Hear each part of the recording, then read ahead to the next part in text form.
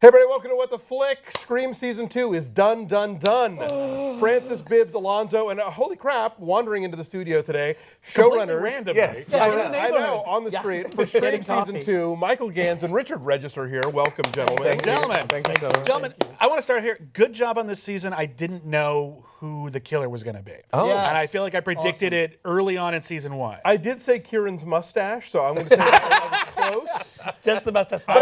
Yeah, that we just snuck off at night, you know. Well, his mustache was made of cardboard. So. Oh, something was going on with it. Yeah. So. Was it always the plan from the get-go on season 2 for Kieran to be the killer, or were there some debate about changing it? Or No, there was one other person who I will not say, who early on when we were considered, because the first season was done by other people, and then they left the show and we came on. But we watched the first season, and we saw two possibilities that would work logically into the story. And one, we won't tell you today, but only lasted for like a second. It caused a gasp among the executives. Right. And literally before we pitched to that, before we went in for the meeting with the Dimension Company and all the powers at MTV, we mentioned this on a telephone call, and there was, no. it was Wes Craven. It was the ghost of Wes Craven. And Wes will come back and tell you no. But we loved the movie. Like, we were freaks of the movie, so we were very into bringing the meta level to the movie, and that Kieran from the beginning was the design for us. Like, he was Skeet Ulrich. We pitched him. We pitched the why of him. We pitched the backstory as to the how of him through the first first season till now, till this moment that just happened the other night.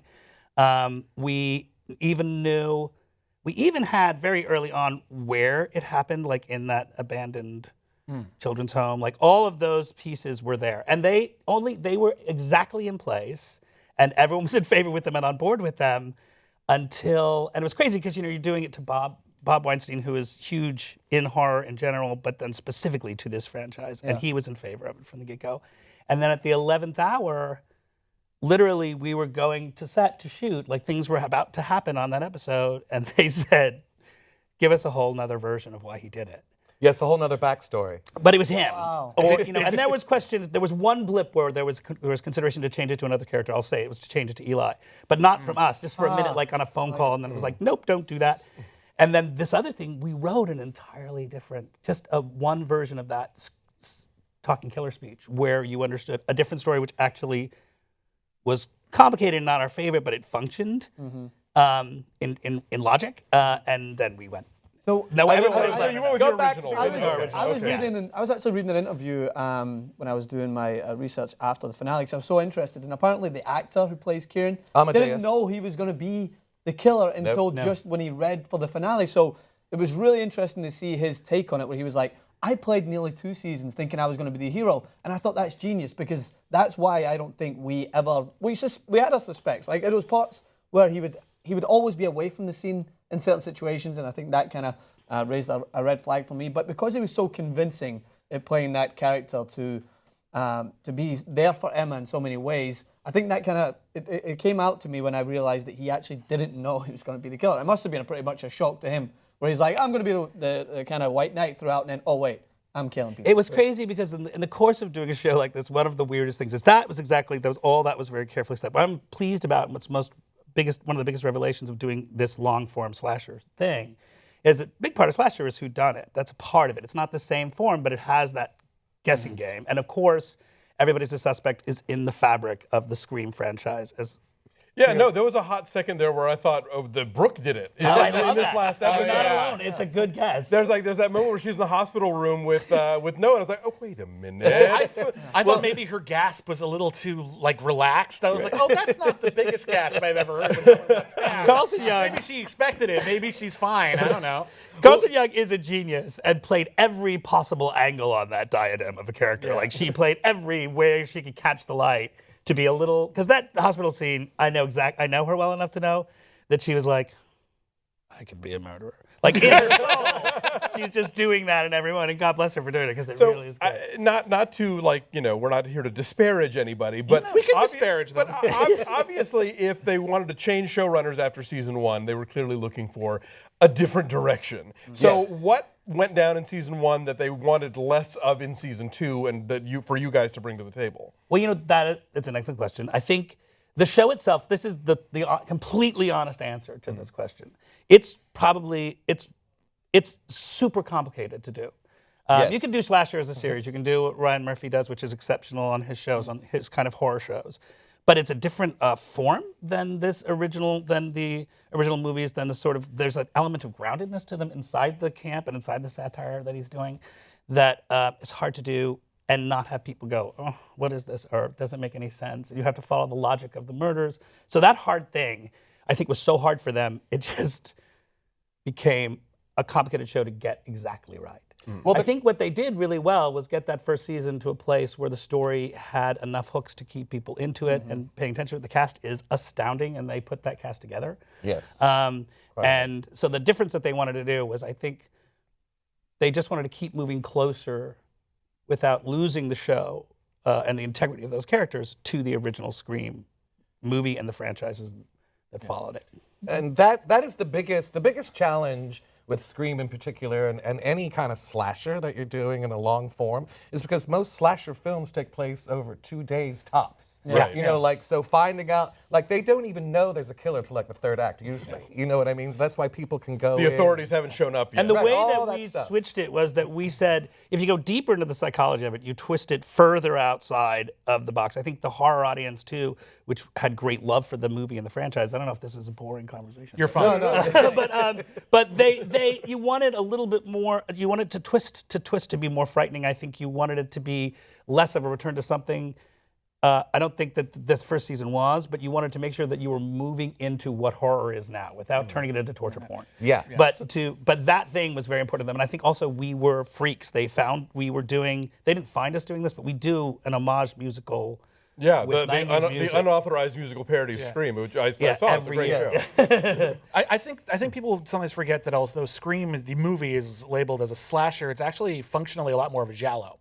Yeah. And the giallo is an Italian medium that is very operatic and very broad, but it's way more about the investigation. And unlike most slashers, which are actually about spree killers, everyone knows there's a murderer out there in a giallo, and everyone's trying to figure out who it was, and they tend to get more into the psychology of that maniac. And I actually really liked your season of it because I feel like it was less about who done it, more about why done it. And I think it's way more of what a murder mystery is. Yeah. And I think that piggybacking on that, I think that's why we were so interested in Emma's character in this season, because there was this real reason perhaps that she could have been in her own head after such a traumatic season one. Could she be making it, like, there was a lot of scenes where she was on her own.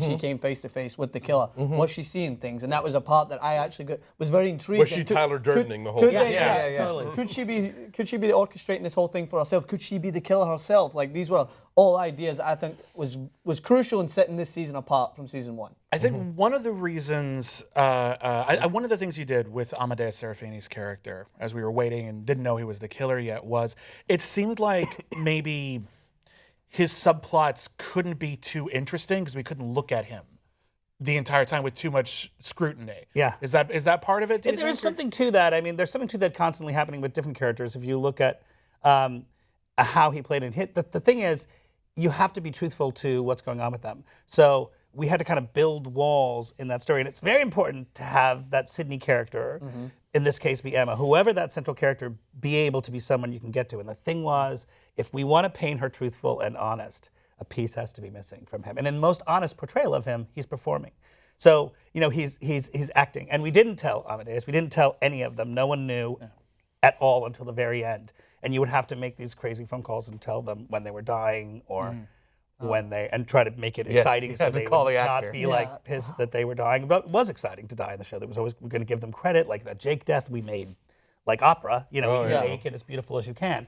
Yeah. But your two new characters both got bumped off. I know, right? Yeah. We have to have fresh that blood. was the hard part is killing any of those existing people, and it goes beyond our control in a little bit. But one of the main things when we brought the new arcs to the network was like, these are the new characters, you know, because you have to have fresh blood and they have to be interesting. And here's the thing about Zoe. When you say Zoe died, like Zoe, who we love, and Kiana Lede, who played that role, we found her. I mean, she's a singer. I was overjoyed. Like, her audition was, she came in and there were, you know, you see a lot of young actors, saw a lot of great young actors with great casting people. But she came in, she was just like a totally different kind of actress. And the role was an entirely different role. Yeah. She was Her playing not an character was academic.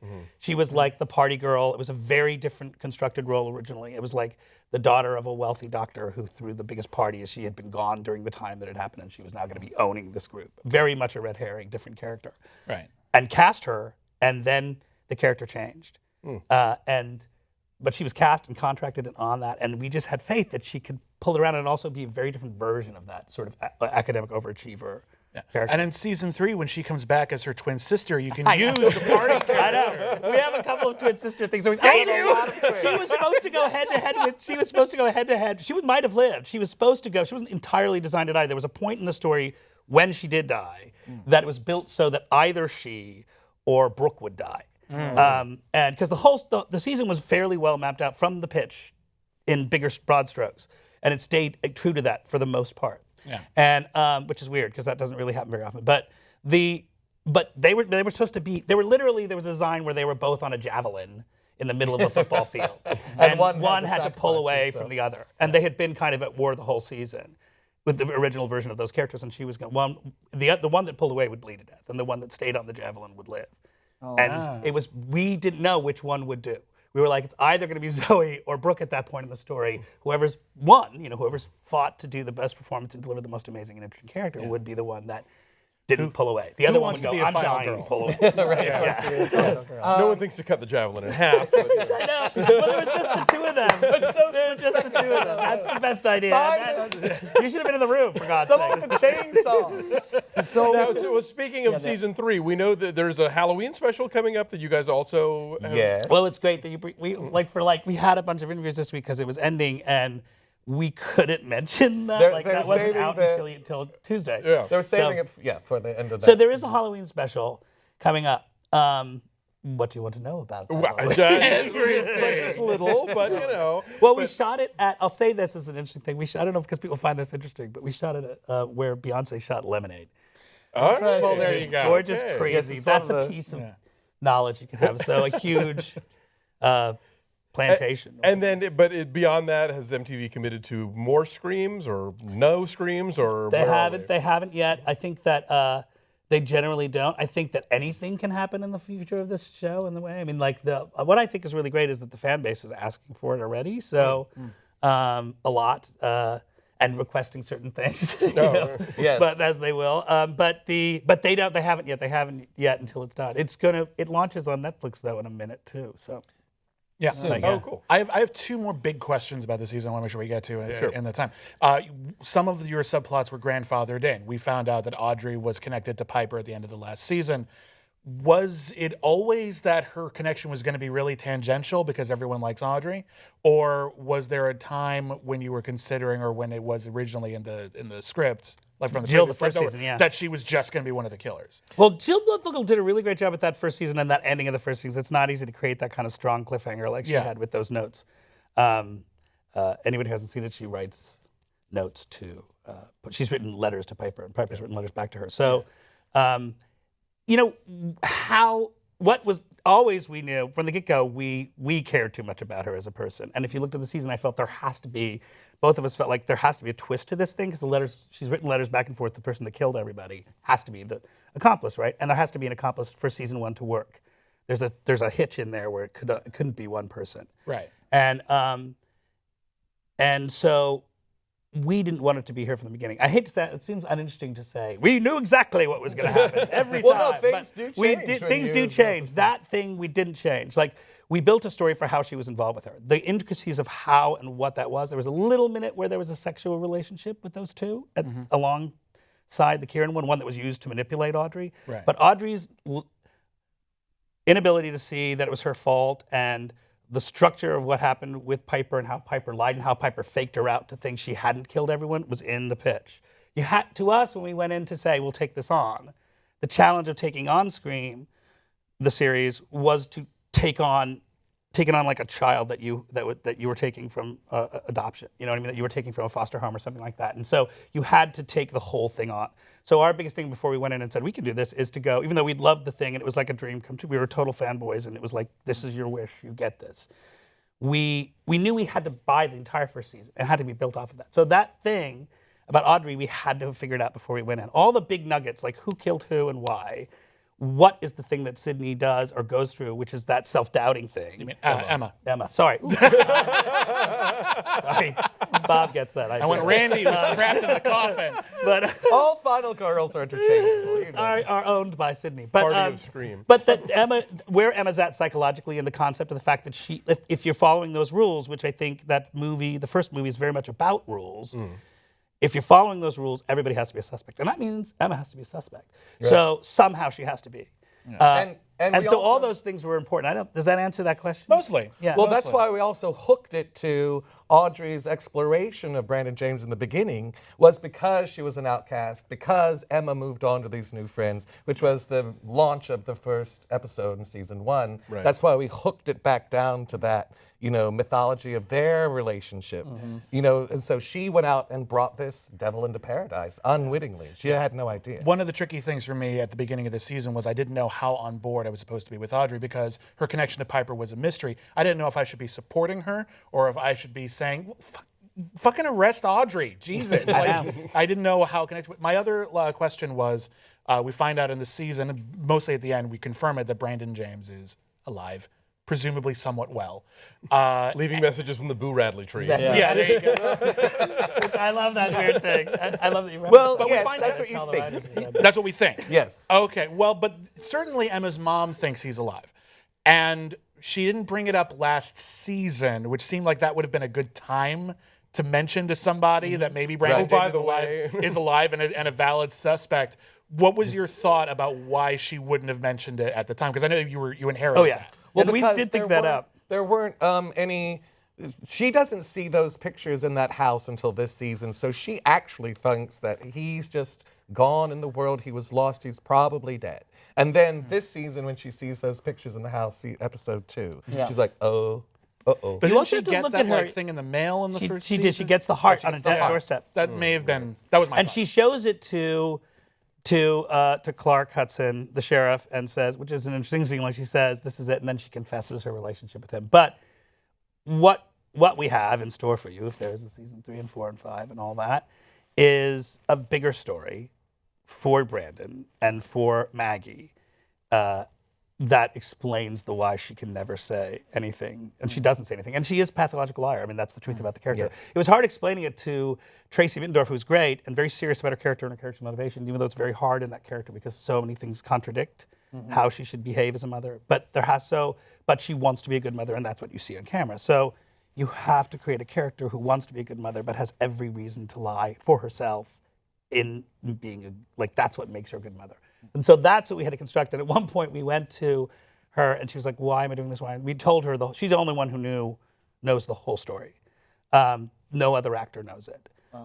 We went to her and we said, here's everything that we know that we think happens to you and happened to you and why this is all there. So we told her all of that.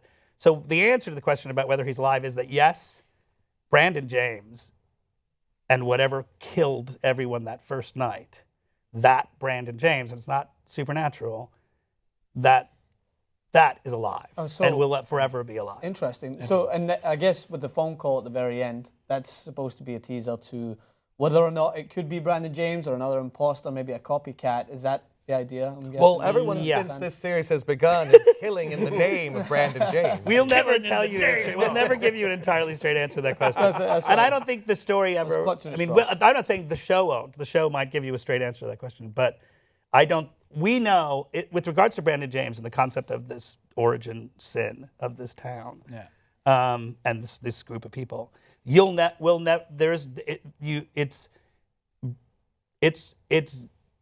there to make you curious, but we know a story that follows through on that. We have to wrap up, unfortunately. We hope you get to keep telling this story. We will still be here watching it, obviously, and talking about it. Thank you to everybody who has been joining us all season. Michael and Richard, thank you for joining us today. Thank you very much. I know we could talk for hours. Thank you for keeping us guessing. Oh, Thank good. you. Very much so. Yeah, that was the Yes. most fun part of the reviews for So me. we look forward to Halloween. Thank you. Yes, thank you.